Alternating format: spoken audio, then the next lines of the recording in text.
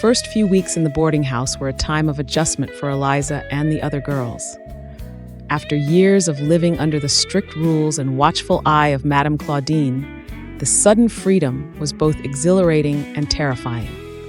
They had to learn how to navigate the world on their own terms, to make decisions without fear of punishment or retribution. The landlady, whose name was Mrs. Hawkins, proved to be a godsend. She took the girls under her wing, offering them not only shelter, but also guidance and support. She helped them find honest work, teaching them skills like sewing and cooking that they could use to build a new life for themselves. Eliza found solace in the simple routines of her new existence. She woke up each morning to the smell of freshly baked bread and the sound of birds chirping outside her window. She spent her days working in a small dress shop, learning the intricacies of hemming and embroidery. In the evenings, she would sit with the other girls around the kitchen table, sharing stories and laughter over cups of steaming tea.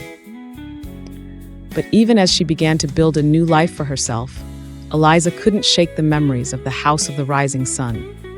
The faces of the men who had used her, the sound of Madame Claudine's cruel laughter, the feel of James's gentle touch, they all haunted her dreams, pulling her back into the darkness she had fought so hard to escape. One day, as she was walking home from work, Eliza found herself face to face with a ghost from her past. It was one of Madame Claudine's henchmen, a brutish man with cold, dead eyes. He grabbed her arm, his fingers digging into her flesh. "Madame Claudine wants you back," he growled, his hot breath washing over her face. "You and the other girls, you thought you could just run away, but you belong to her. You'll always belong to her." Eliza's heart raced with fear, but she refused to let it consume her. She wrenched her arm free from the man's grasp, her eyes blazing with defiance. "I don't belong to anyone," she spat, her voice trembling with rage. "Not Madame Claudine, not the House of the Rising Sun, not you. I am my own person, and I will never go back to that life. Do you hear me? Never." The man's face twisted with anger, but before he could make a move, a voice rang out from behind him. "I suggest you leave the lady alone." Eliza turned to see a tall, broad-shouldered man standing there, his eyes fixed on the henchman. He had the look of a man who had seen his fair share of trouble, but there was a kindness in his face that made Eliza feel instantly at ease. The henchman sized up the newcomer, his jaw clenching with barely contained rage. But he must have seen something in the man's eyes that made him think twice, because he finally backed away, muttering a string of curses under his breath. "This isn't over," he spat, pointing a menacing finger at Eliza before turning and stalking off into the gathering dusk. Eliza watched him go, her heart still pounding in her chest. She turned to the man who had come to her aid, a grateful smile on her face. "Thank you," she said, her voice still shaking slightly. "I don't know what I would have done if you hadn't come along." The man smiled, his blue eyes crinkling at the corners. "It's no trouble at all, miss. I couldn't just stand by and watch that brute harass you. My name's Jack, by the way, Jack Thompson." "Eliza," she replied, taking his outstretched hand. "Eliza Beaumont." As they walked together back towards the boarding house, Eliza found herself telling Jack her story, about the House of the Rising Sun, about Madame Claudine, and the life she had escaped. He listened intently, his brow furrowed with concern. "I've heard stories about that place," he said, his voice low and serious. "It's a den of iniquity, a place where innocence goes to die. I'm glad you got out when you did, Eliza. You deserve so much better than that life." Eliza felt a lump form in her throat at his words. It had been so long since anyone had spoken to her with such kindness, such genuine concern for her well-being.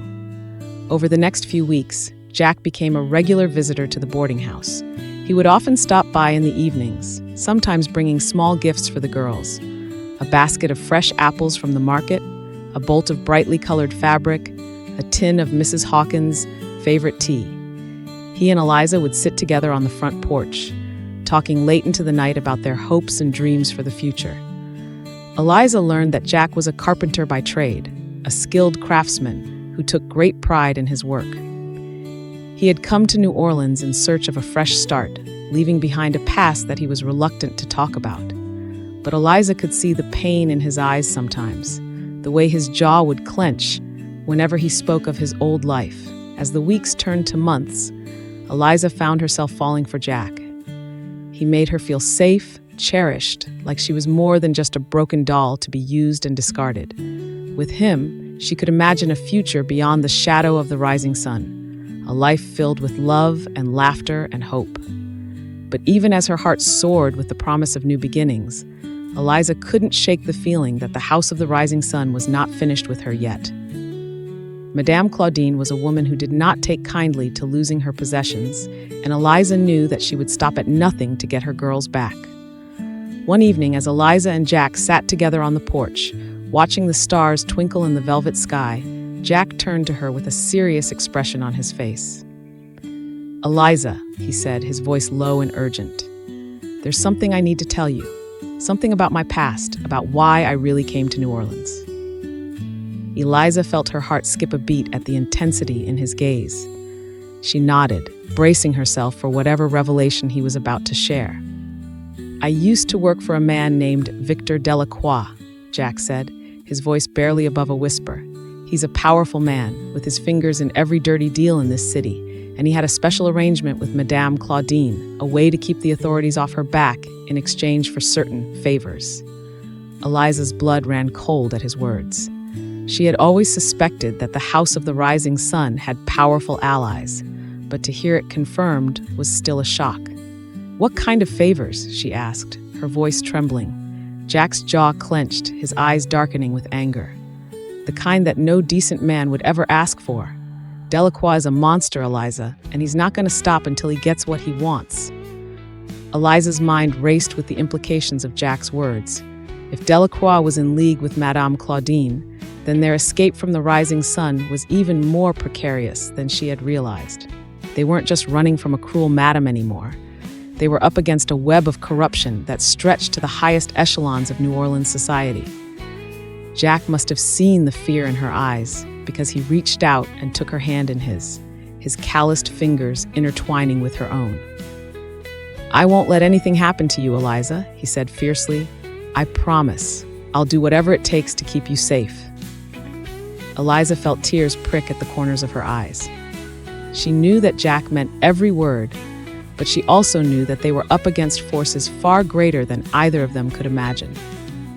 As the night deepened around them and the sounds of the city faded to a distant hum, Eliza leaned her head against Jack's shoulder, drawing strength from his solid presence. They had found each other in the midst of the storm, two lost souls clinging to the promise of a better tomorrow. But even as her heart swelled with love and gratitude, Eliza couldn't shake the feeling that their newfound happiness was balanced on a razor's edge. The House of the Rising Sun was still out there, lurking in the shadows, waiting for the perfect moment to strike. And when it did, Eliza knew that they would have to be ready. They would have to fight with everything they had to hold on to the life they had built, to the love that had saved them both. But for now, in the stillness of the night, with Jack's arms around her and the stars shining bright above, Eliza allowed herself to hope, to believe that maybe, just maybe, they could find a way to leave the darkness of the past behind and step into the light of a new dawn.